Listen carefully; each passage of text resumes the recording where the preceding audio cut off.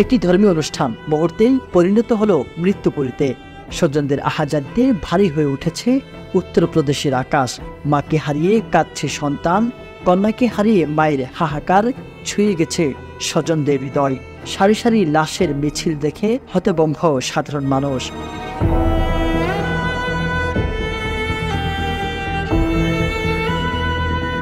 মানব মঙ্গল সদ্ভাবনা অনুষ্ঠান যেন পরিণত হয়েছে মানব নিঃশেষের কারখানা হিসেবে। স্বঘোষিত ধর্মগুরু নারায়ণ সাকার হরি ওরফে ভোলাবাবুর গাড়ির ধুলো সংগ্রহ করতে গিয়ে হুড়োহুড়ির কারণে সৃষ্ট পদদলনের জেরেই ভারতের উত্তরপ্রদেশে রাজ্যের মর্মান্তিক মৃত্যু হয়েছে প্রায় 121 জনের। পুলিশের প্রাথমিক তদন্তে উঠে এসেছে এসব তথ্য।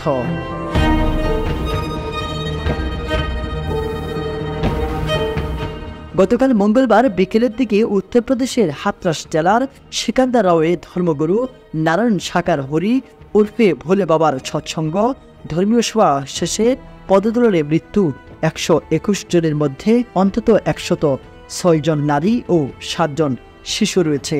এছাড়া আহত হয়ে বর্তমানে হাসপাতালে চিকিৎসাধীন রয়েছেন আরও 27 জন। ইতিমধ্যে এই ঘটনায় ভারতীয় ফৌজদারি বিধির 105, 110 ও 126 উপধারা 2, 228 ও 238 ধারায় একাধিক মামলা করেছে উত্তরপ্রদেশ পুলিশ। মামলায় প্রাথমিক এজাহারের থেকে জানা যায়, এই ধর্মীয় সভার আয়োজন করেছিল মানব মঙ্গল সদ্ভাবনা অনুষ্ঠান নামে একটি সংস্থা।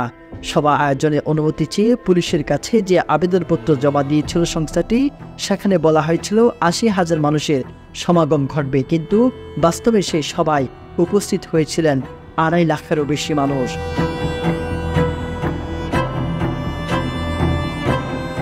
প্রত্যক্ষদর্শীরা জানিয়েছে, সভা চলাকালে শৃঙ্খলা রক্ষার মূল দায়িত্ব পালন করছেন মানব মঙ্গল সদ্ভাবনা অনুষ্ঠানের স্বেচ্ছাসেবীরা।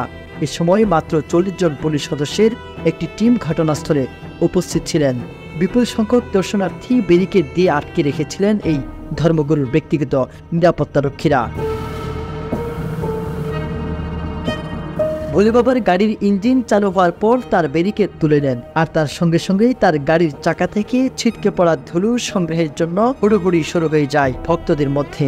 এ সময় অপেক্ষাকৃত দুর্বলরা পিছিয়ে পড়েন এবং তাদের অনেকেই পদদলনের শিকার হয়ে সেখানেই মারা যান।